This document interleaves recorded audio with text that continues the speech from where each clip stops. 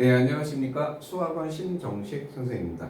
아까 1부에서 조정 점수에서 점수 계산하는 방식에 대해서 이제 설명을 좀 드렸고요. 그 방식에서 보면 문과 학생들이 두 가지가 유리했고 이과 학생들이 두 가지가 유리했습니다. 그래서 얼추 보면은 4개 항목 중에 2개 뭐 비슷하게 될 것 같지만 실질적으로는 저희가 보는 건 그렇게 보이지는 않고요. 그렇다면은 문이과가 어떻게 유분리가 되는지를 한번 살펴보도록 하겠습니다.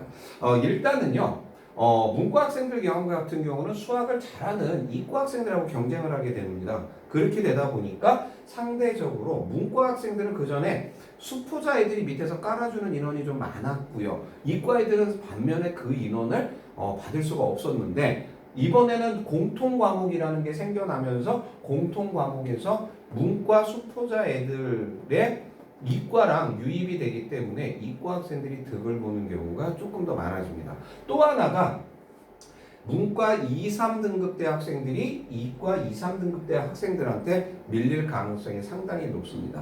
제가 단순한 수치를 좀 말씀을 좀 드리도록 할 텐데요.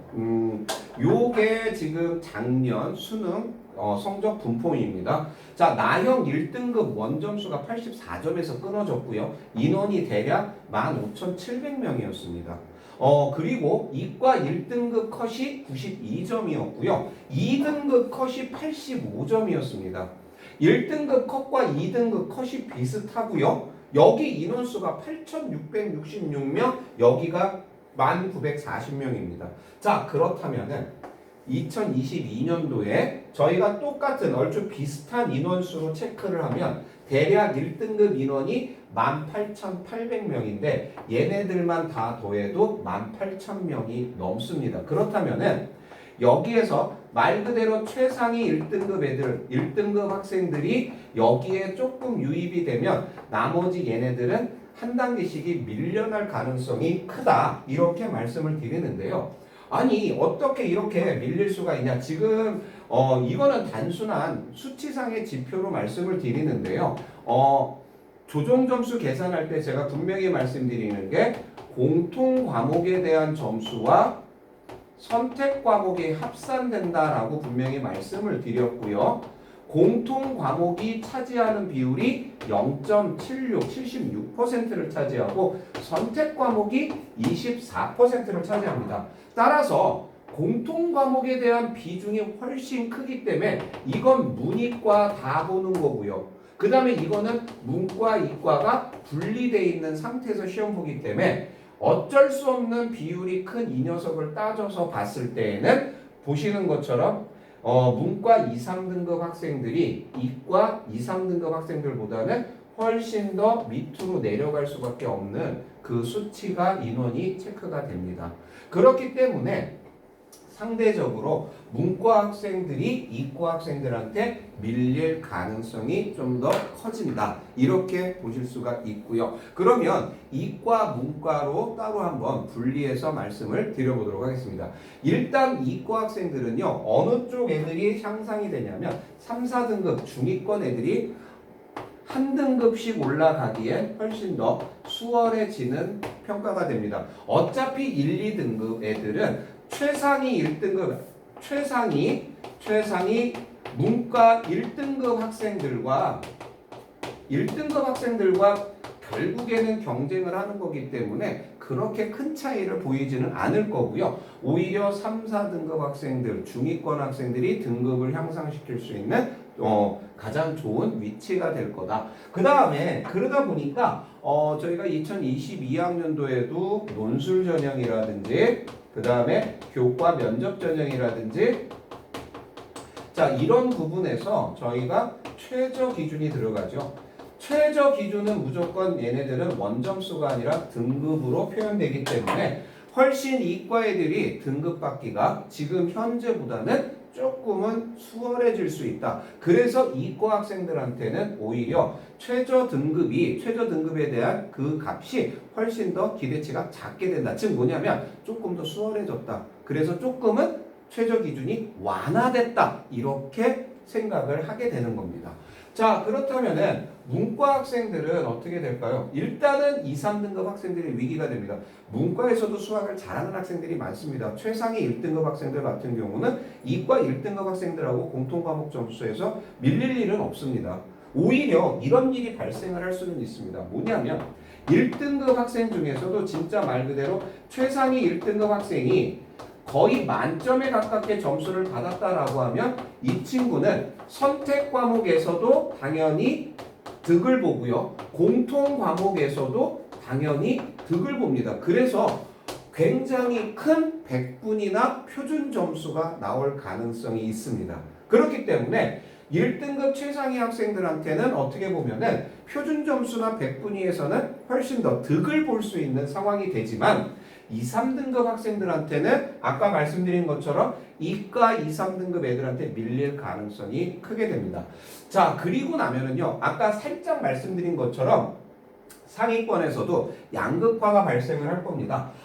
저희가 보통 문과를요, 사회과학형 문과 학생들과 인문형 문과 학생들로 좀 표현을 하는데, 사회과학형 학생들은 수학을 좋아하고 잘하는 학생들입니다. 보통 이제 경상계열을 지원하는 학생들이 있고요. 인문형 학생들은 글쓰기, 토론, 문학 이런 거를 좋아하고 수학은 약간 좀 싫어합니다. 그래서 특히 이 인문형 학생들 중에서 특히 2등급대 학생들이 어느 정도냐면 굉장히 수학을 그냥 적당히 해서 점수대가 그냥 유지되는 그런 학생들이 2등급 학생들인데, 여기에서 말씀드렸던 사회과학형 학생들 중에서 정말로 만점에 가까운 점수가 나왔다라고 하면 표준 점수나 백분위에서는 엄청난 이득을 보지만, 인문형 학생들 같은 경우처럼 어쭙지 않은 2등급, 3등급 학생들은 이과 2, 3등급 학생들의 유입으로 인해서 손해볼 가능성이 훨씬 더 큽니다. 그래서 상위권에서 1, 2등급에서도 양극화가 발생을 하게 될 거다. 이렇게 저희는 살펴보고 있습니다.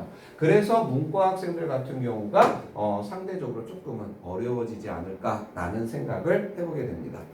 자, 그러면요, 마지막으로 이제 말씀을 드리는 건 수능 최저 충족 요건이 있습니다. 아까 말씀드린 것처럼 이과 학생들은 상대적으로 수능 충족의 이득을 보기 때문에 이 친구들한테는 수능 최저가 완화가 되는 것처럼 느껴질 거고요.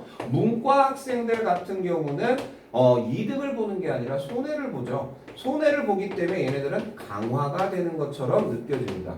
즉 뭐냐면 최저 조건을 맞추기가 이과는 수월해졌고 이 문과는 조금은 힘든 상황이 됐다. 제가 드리는 말씀은 수학에 대해서 말씀을 드리는 겁니다. 그렇기 때문에 수능 최저를 문과 학생들 같은 경우 수학으로 잡는다라는 것보다는 오히려 타 과목에서 점수대를 만들어서 그거를 등급을 만드는 게 훨씬 더 유리하다. 자, 그렇다면은 수능 최저는 일단 이과 학생들한테는 득이 크다. 그 다음에 문과 학생들 같은 경우 말씀을 좀 드리면 두 가지를 조심해야 될 겁니다. 첫 번째는요, 첫 번째 조심해야 될 거는 이과 2, 3등급 학생들, 이과 2, 3등급 학생들과의 싸움이 돼야 됩니다. 그렇기 때문에 문과 학생들은요, 일단 공통 과목 점수가 상당히 뭐 해야 된다?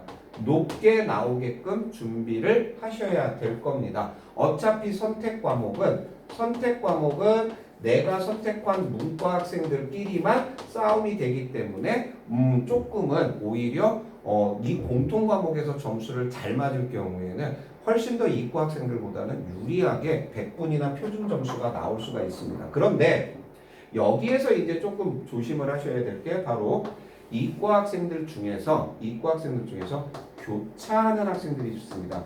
교차 지원을 해서 이 이과 학생들이 확통을 선택하는 경우가 생길 수도 있습니다. 확통을 선택을 하게 되면은 문과 학생들 같은 경우는 이과에서 넘어오는 학생들하고 또 한 번 경쟁을 해야 되기 때문에 조금은 어려워질 수가 있고요. 반대로 이과 학생들, 내가 지금 점수대가 애매한데 최저 맞추는 게 이게 수월하다라고 한다면 교차를 해보는 것도 하나의 방법입니다. 이게 지금은 교차가 아니고요. 선택 과목을 하는 건데 굳이 내가 이과 선택 과목을 지정하지 않은 대학이다라고 한다면 오히려 선택 과목을 확통이나 이걸로 해서 문과 학생들끼리 싸움을 하게 되면 선택 과목에서도 도움을 받을 수 있고 공통 과목에서도 도움을 받을 수 있습니다. 하지만 그대로 교차 지원을 하지 않은 그대로 이과 학생들은 기본적으로 3, 4등급 때 지금 현재 3, 4등급 대 학생들은 상승할 가능성이 상당히 크고요. 그렇기 때문에 오히려 이 3, 4등급 대 학생들은 선택 과목에 대한 점수가 상당히 싸움이 치열해질 것으로 보이게 되고 여기 부분을 준비하는 게 훨씬 더 점수 내는 데는 도움이 될 거라고 생각이 됩니다. 전체적으로요. 2022학년도는 사실상 조금은 조정 점수라는 거를 가지고 보완을 하겠다라고는 했지만 실질적으로 저희는 제 생각에는 문과 학생들이 수학에 대해서 굉장히 힘들어질 수도 있다. 정말 고득점으로 나와 있지 않은 상태에서는 이과에서 유입되는 학생들에 비해서 문과 학생들이 상대적으로 점수가 떨어지기 때문에 오히려 문과 학생들 쪽에서 훨씬 더 조금은 불리해질 수가 있다라는 거 명심을 하셔야 되고요. 특히 이과 학생들 같은 경우도 그러면 그냥 뭐 단순히 문과 학생들이 밑에를 받쳐주니까 내가 점수가 는다라는 게 아니고요. 문과 학생들 중에서도 아까 말씀드린 것처럼 사회과학형 학생들 같은 경우 즉 뭐다 경상계열을 준비하는 학생들은 수학을 굉장히 잘하는 학생들이 많습니다. 이 학생들로 인해서 오히려 이과에서는 상대적으로 위의 점수대, 애매한 점수대 학생들은 오히려 등급이 떨어질 확률도 있다라는 거. 즉 뭐냐면 지금 현재 내가 1등급 컷에 걸렸는데 문과 1등급 학생이 유입됐을 때 그때는 오히려 이과에서 애매한 1등급이라든지 애매한 2등급 학생들은 오히려 등급에서 손실을 볼 수가 있게 될 수도 있습니다. 자, 그래서 1, 2부를 통해서 저희가 지금 2022학년도 수능 체계에 대해서 말씀을 좀 드렸는데요. 가장 중요한 거는 일단은 공통과목 점수가 뒷받침이 돼야 되고 공통과목 점수가 뒷받침이 되면서 선택 과목에 대한 점수대를 내는 공부가 돼야 되고 문과 학생들 같은 경우 지금 내 현재 점수대가 애매하다라고 했을 경우에 내가 교과 면접이라든지 논술 전형을 썼다라는 학생들은 국어나 영어 과목 아니면 탐구 과목에서 등급을 만들어서 최저를 맞추는 쪽이 훨씬 더 수월해질 수도 있다. 하지만 그렇다고 수학을 포기하라는 것은 아니고요. 수학에서도 여러분들이 고득점을 맞았을 경우에는 이과 고득점보다는 훨씬 더 표준 점수가 높아질 수가 있습니다. 이거는요. 그렇기 때문에 정시가 됐던 수시가 됐던 어떤 과목을 하시든 열심히 하셔서 고득점을 낼 수 있도록 준비하시면 될 것 같습니다. 예, 감사합니다.